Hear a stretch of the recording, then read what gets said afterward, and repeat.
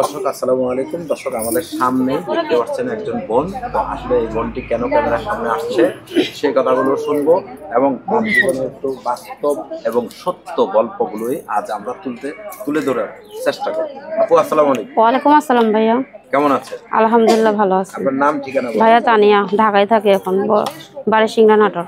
একটু আস্তে কর না, শুনিনি আমি বল। একটু জোরে বল। ভাইয়ের নাম হচ্ছে তানিয়া, এখন বর্তমানে ঢাকায় আছি, বাড়ি সিংড়া নাটোর। আচ্ছা, সিঙ্গা।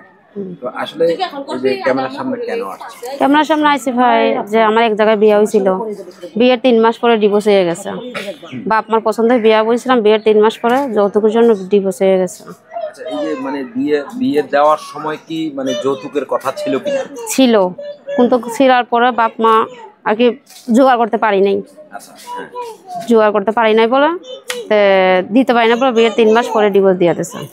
আচ্ছা, 3টা মাস সংসার করেছেন। আমরা যতটুকু জানি বাঙালি মেয়েরা নিজের ভালোবাসা দিয়ে হলেও স্বামীকে ধরে রাখতে চেষ্টা করে। ভাইয়া সংসার এরকম ভালোবাসা ছিলই না, ওই বেটা বাটপার ছিল, ওই বেটা বিয়ে করতো আর যৌতুক নিয়ে মেয়েদের ছেড়ে দিত, এরকমই ছিল। মানে বিয়ে করে আর যৌতুক যে না দেয় ছেড়ে দেয় মেয়েদের, এইরকমই। আমার আগেও 3টা বিয়ে করছো।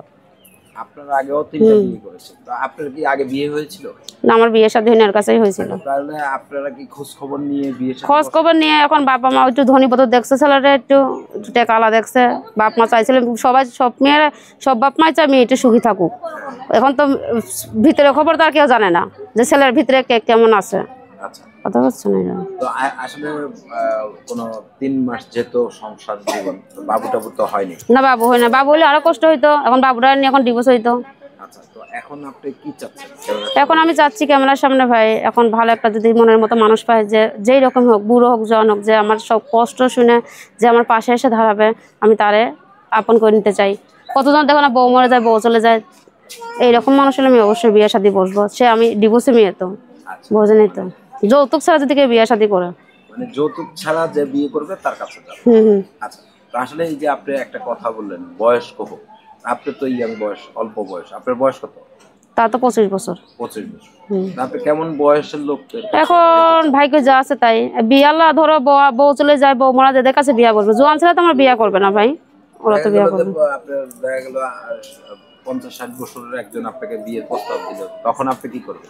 এখন ভাগ্য আমার যা আছে তাই, আমার ভাগ্যের উপর নির্ভর ছেড়ে দিছি। মানে ভাগ্যের উপরে ছেড়ে দিছি। আচ্ছা, তো আসলে আপনার সাথে যোগাযোগের কোনো ব্যবস্থা? আমি নাম্বার দিব, আমার নাম্বার আমি স্ক্যানে বসিয়ে দিব। স্ক্রিনে বসিয়ে দিন। নাম্বার বলতে পারেন মুখে? এখন আপনার সাথে সাথে আমি বলবো। আচ্ছা, আমি বলতেছি, আপনি নাম্বারটা বলবেন আমার সাথে। আচ্ছা, আমরা দর্শকের সাথে একটু, দর্শক যারা দেখছেন এই বন্ধুর ভিডিওটি, আপনার নাম যেন কি? তানিয়া। তানিয়া। তো আপনারা আসলে আপনাদের নিজ দায়িত্বে তাদেরকে সহযোগিতা করবেন, সাহায্য করবেন এবং বিয়ের সাথে করবেন। ইউটিউব কর্তৃপক্ষ এই ধরনের কোনো দায় দায়িত্ব নেয় না, কখনো নেয়নি, নিবেও না। এবং কেউ প্রতারিত হবেন না, ভালো করে যাচাই করে নেবেন।